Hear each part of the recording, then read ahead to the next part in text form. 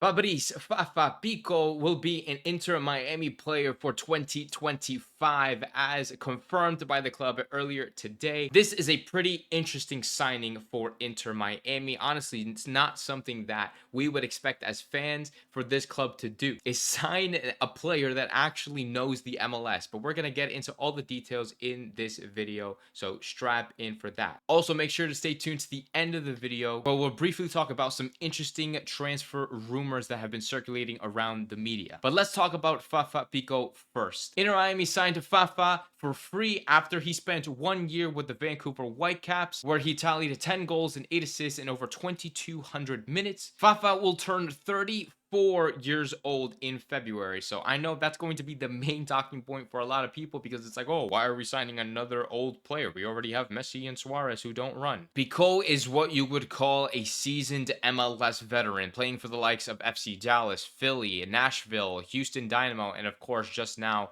for the Whitecaps. He also spent some time abroad playing for San Pauli and Sparta Prague. So he is a very experienced player. Now, why do we need an experienced player? Why does Inter Miami need an experienced player? We don't need an experienced player. We need an experienced MLS player, a player that would know the MLS like the back of their hand. And Fafa Picault is that guy. Even though he is turning 34 years old, he doesn't play like a 34-year-old. He doesn't play like Messi and Suarez, who don't contribute defensively. Fafa is an engine. His work rate, his stamina really like makes it seem like he's 27. And for a player like Diego Gomez, who Inter Miami sold to Brighton, who is also known to be all over the pitch, Fafa can really replicate that, because this is essentially who Fafa is going to be replacing, the young, promising Diego Gomez, and quite possibly Robert Taylor if the club decides to trade him. We don't know that for sure. But regardless, Fafa plays on the left wing primarily. He's very versatile as he could play centrally as well. And considering the fact that he has 18 goal contributions and over 22 minutes played in 2024 shows that he can still play a significant amount of time. And this is something Inter Miami really needs in a player in terms of knowing the league. I mean, we have Julian Gressel, who was brought in last year, which was great, to be honest. But I think Fafa Picault could really bring that to the next level. And I think with his experience, his leadership, it could really guide this team to some sort of success in 2025. We're excited to welcome Fafa to Inter Miami. We believe that his pace, skill, and proven MLS track record can bring valuable quality and experience to our front lines. We're looking forward to having him with us to enhance our attacking options as we aim for success across multiple competitions in 2025, said by President of Football Operations Raul Sanelli. Remember, we are playing in the MLS regular season, the MLS postseason, the Leagues Cup, the Club World Cup, and the CONCACAF Champions Cup. That's 5 competitions essentially. And I'm counting MLS as 2 competitions because regular season and postseason are 2 completely different animals. Fafa says, I'm deeply honored to join an ambitious club like Inter Miami, representing this badge and playing for the incredible fan base this organization has built locally, nationally, and internationally is a dream come true.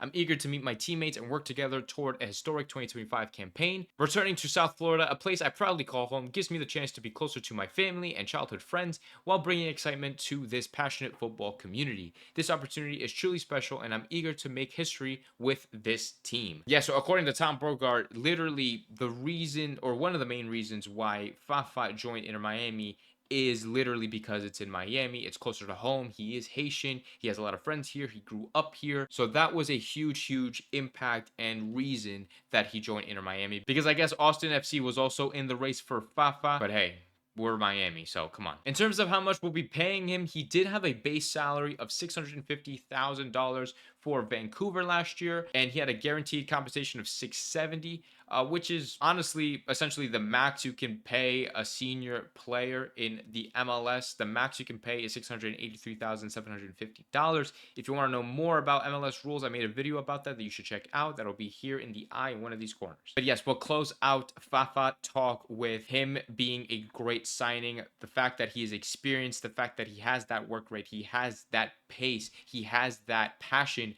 for South Florida football. I think this is a great signing and a W for Inter Miami, because honestly, I thought this was just going to be like Argentina's second team at this point. But no, I'm very happy with this deal. But speaking of the Argentina second team, let's get into some of the rumors that have been lingering, have been being talked about in the media regards to who Inter Miami could be bringing in this January. And 3 of them are coming from San Lorenzo in Argentina, and 1 of them is coming from abroad. We'll get into the San Lorenzo players first, because I really like 1 out of the 3 signings that are being discussed. And that is Gonzalo Lujan. This is a right back who can play center back, who can play right mid, who can play CM apparently. He's currently 23 years old. He'll turn 24 in April. And this is a player that Inter Miami needs. Currently, our right back situation just remains as Cuello Wengant after we extended his loan deal from Boca Juniors. In 2024, we essentially played Cuello in every single game in that right back position,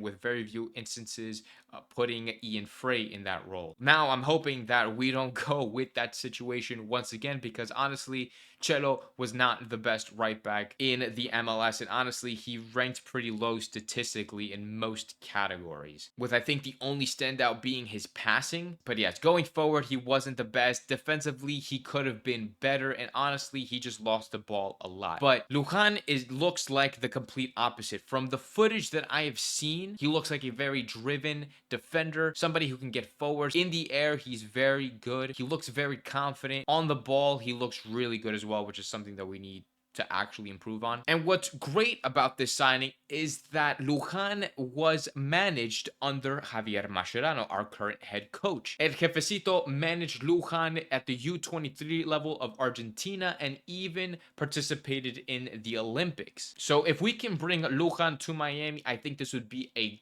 great signing for the club. The reports indicate that Miami want a loan move with an option to buy at the end of the deal. So the option to buy would be about $4 million, and the fee for the loan itself, I'm not really sure, but let's just call it a couple $100,000, maybe 300,000-400,000 bucks, which honestly is something that San Lorenzo needs, which is why I'm talking about it, because it's really likely that this will happen. So San Lorenzo need the money, we need a right back. I think this is a win-win for both sides, and God forbid that Cuello gets injured, or if Ian Frey doesn't fully recover, and honestly we don't want to risk Ian Frey, Lujan is going to be our guy. So honestly, if we can bring this guy in, I'll be very happy. Let's move on to the other 2 San Lorenzo players in Cuello and Leguizamon. Now, these are 2 forward players, Cuello being a striker, Leguizamon being a winger. And also another benefit, all of these guys have played together obviously in San Lorenzo. So if we bring them in, they already have that chemistry in playing together. Cuello looks like a very confident striker, a very poacher-ish striker. He can be in the right positions to score the goals, which is honestly what we need. And with the selling of Campana to the Revs,